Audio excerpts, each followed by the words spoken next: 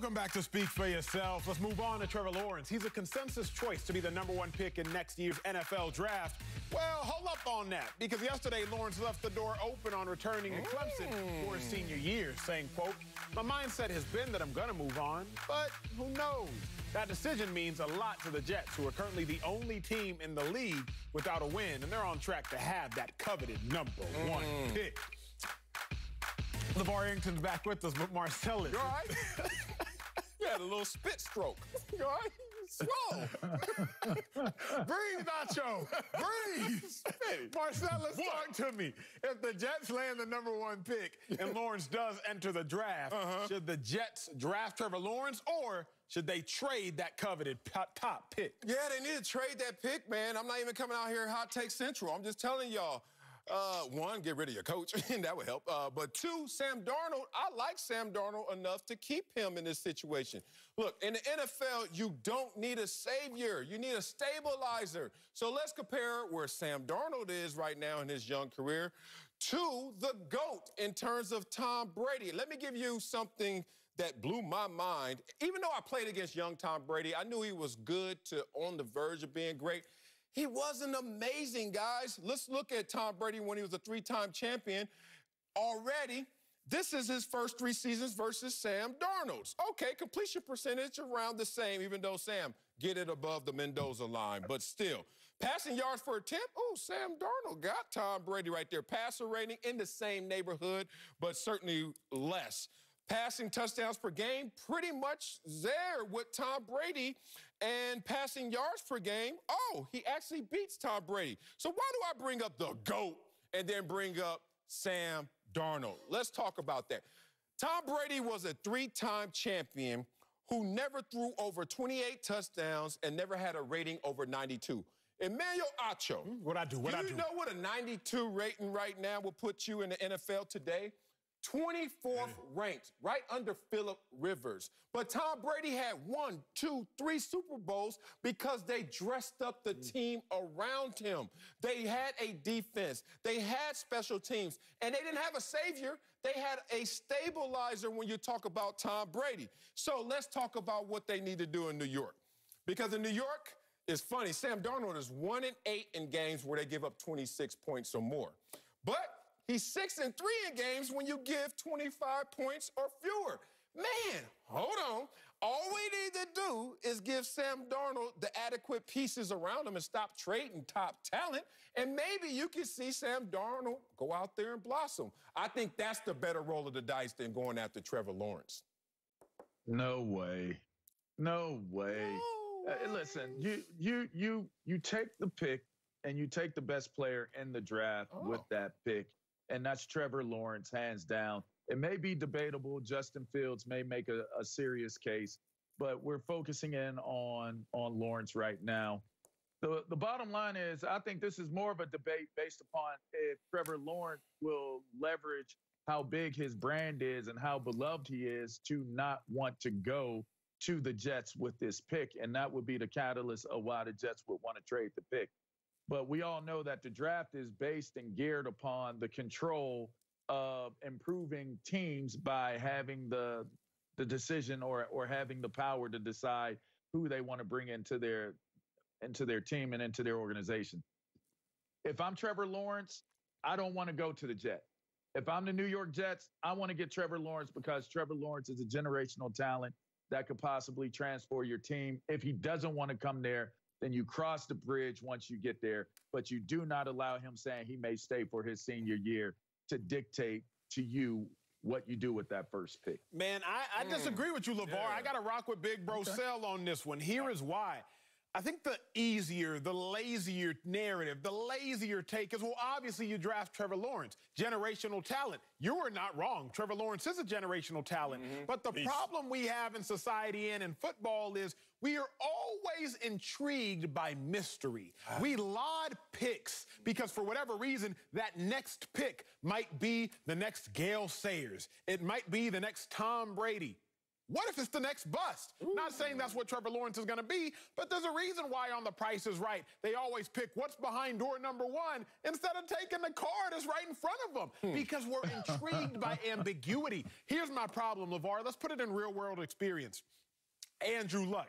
Andrew Luck was phenomenal, but he went to a dysfunctional organization at the time as far as talent. Andrew Luck, in his 7-year career, what did he have to show for it? He had to show for it 1 AFC championship, and he had to show for it, 4 Pro Bowls in his 7-year career. That's still phenomenal, but let's talk about the other phenom pick, which was Robert Griffin. Robert Griffin, the Rams traded and received 3 first-round picks from Washington for Robert Griffin. Robert Griffin, I believe he was Rookie of the Year that first year, beating out, I think, the likes of Andrew Luck, if I'm not mistaken. That's correct. Robert Griffin, they went to the playoffs early on in his career.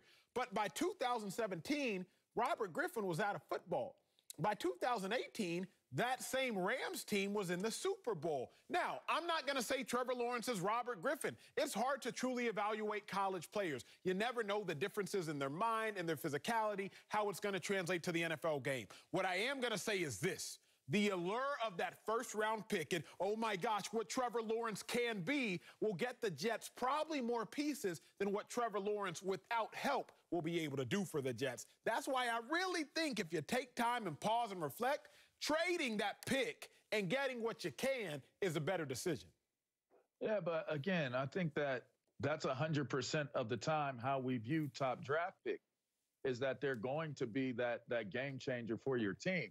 To address what you guys are saying, you use Tom Brady as an example for his first 3 years playing or first 3, active years of playing. It's not comparable. The franchise in Foxborough was already stabilized. Drew Bledsoe was the starting quarterback of that team. That was a stable team. They were actually a competitive team while Drew Bledsoe was the starting quarterback. Tom Brady had no pressure on him whatsoever coming in and doing those numbers that he was able to get because of how late he was drafted in my draft. So when you compare the two of them, Trevor Lawrence isn't walking into a situation like Tom Brady where he gets to learn and he gets the benefit of being around not only leadership on the offensive side of the ball, but he had a whole lot of leadership on the defensive side, probably more so on the defensive side of the ball and understanding what they're trying to do to him over there. Trevor Lawrence is walking into a turbulent situation if he goes to the New York Jets. This is not a stabilized organization. Sam Darnold is suffering due to the fact that the organization is not in a position to be a successful organization right now. And I think that is the biggest determining factor of all of the conversations that are going to surround what Trevor Lawrence can do. Robert Griffin III did an excellent job of lifting an organization that is comparable in the sense of not being functional at a high level, but we saw how long that lasted, right? So we look at Andrew Luck, same thing. So to me, I think that's, obviously we know that Trevor Lawrence is walking into a very, very difficult situation. But if I'm the New York Jets, I still got to play my hand and take him with that number 1 pick, even if that means trading him away to get more out of it. Here's where I'm at, though, L.A., because I like a lot of what you said, but here's my conclusion. It's very simple. A quarterback, great as he may be, cannot overcome the rest of the team if the rest of the team doesn't give him help. What do I mean? Joe Burrow has been balling. He threw for 400 yards last week alone. They still lost to the Browns.